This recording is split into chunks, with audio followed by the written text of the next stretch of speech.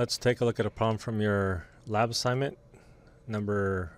section 8.4. This is problem number 4. And this is an example that comes from your textbook. So if you pull out your textbook, you can browse through it and take a look at the example and how it's done.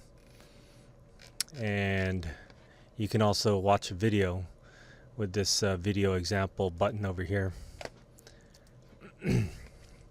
But let's go ahead and do this.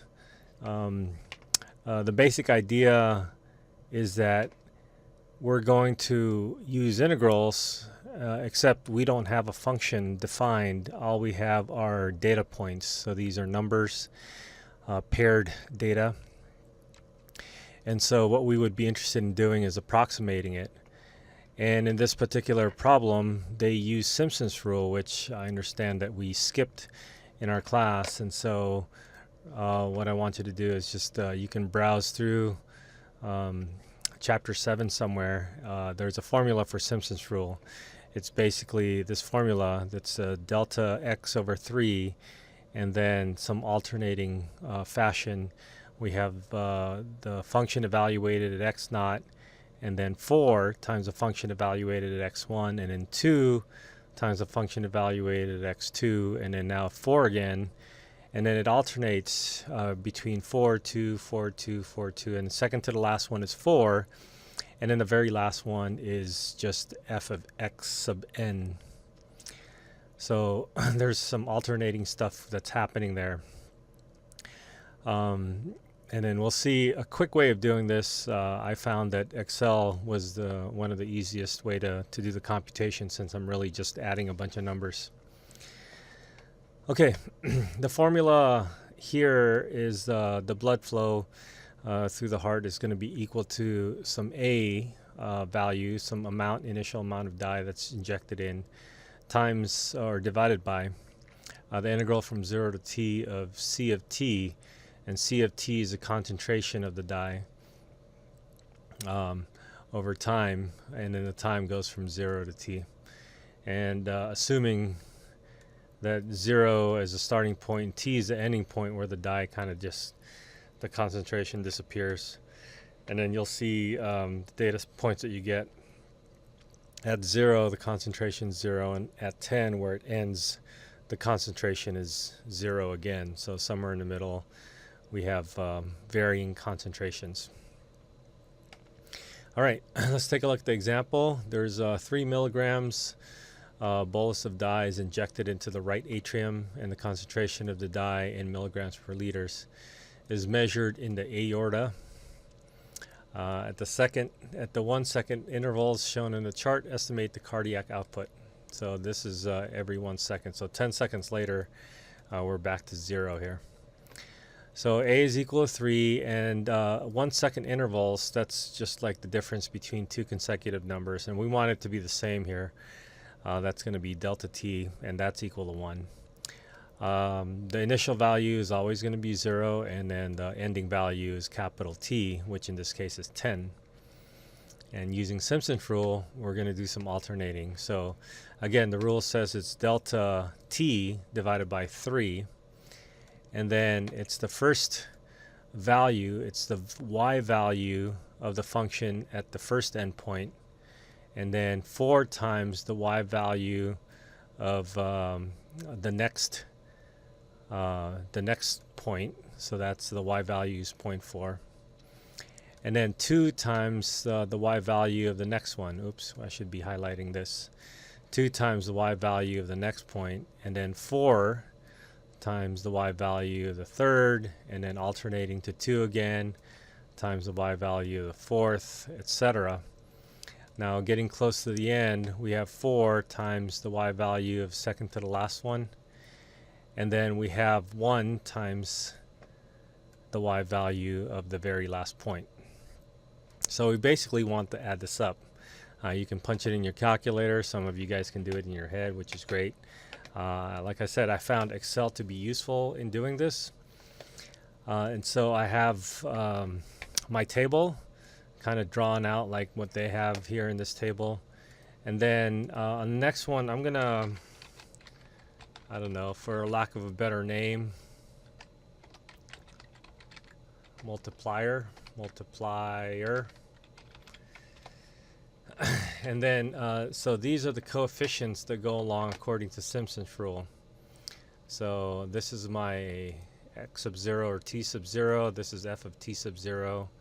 And then I'm going to alternate 4, 2, 4, 2, 4, 2, 4, 2, 4. And then so the very last one is 1 again. So this just gives me an idea of how Simpson's rule is going to work. And so what I'm going to do is these are going to be the terms by multiplying these two values. So I'll have an equal sign, and I'll click on this cell, and then I'll say times, and then I'll click on this cell. And what's neat about Excel is that, well, 0 times 1 is 0. I want to do that for the rest of these pairs of points. And so all I have to do is click on the new cell that I just created, and I'll look at that dot over here and click and drag. And so 0.4 times 4 is 1.6, and then 2.9 times 2 is 5.8, and then I'll just click and drag all the way down, and then Excel is going to do all the calculation for me. Okay, so that calculates each of these terms inside here. Now I want to add them up, and again, the power of Excel, where we have a bunch of data, we're just adding it, comes into play. I'll say equals, and then the command for adding up a bunch of numbers is sum, open parentheses, and then I'm going to click and drag by adding all these numbers. Okay, so notice I clicked and dragged all these numbers, and then now I have a sum. I'll close the parentheses and then press enter, and that's 125. Now I still have a 1/3 that I need to divide by, so I can just do that in another cell. I'll just say equals this number divided by 3, and then I'm going to get 41.6667, rounding off to 2 decimal places. I get 41.67. That should be good enough. Okay, so we have the formula for the cardiac output. We have 3, and then we have that integral that we just computed, so we'll just put 41.67 there. 3, remember, was the A value. That's the A value that we found. That's the amount of dye initially. And then so we want to do this calculation, 3 divided by this number. So let's continue on with Excel and say equals. Whenever I want to do a calculation or a formula in Excel, I'll say equal sign. So equals, and then I have the number 3 divided by this number that I just computed, and I think that's just gonna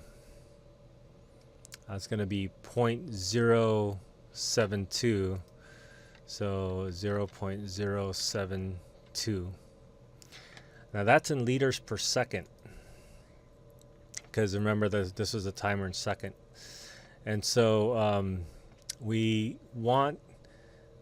apparently want this in liters per minute, and so we have the time in seconds, and so we want to change that per minute. So we want to know how many seconds in a minute. So there's 60 seconds in 1 minute. So the next thing to do is to multiply this by 60. So again, equals this number that we got, and then this time we'll say times 60 seconds in 1 minute. And then I get 4.32. So we have 4.32 liters per minute. Okay, so let's submit and see how it goes. All right, that looks good. And we did all our calculations. Okay, I hope that helps. Good luck.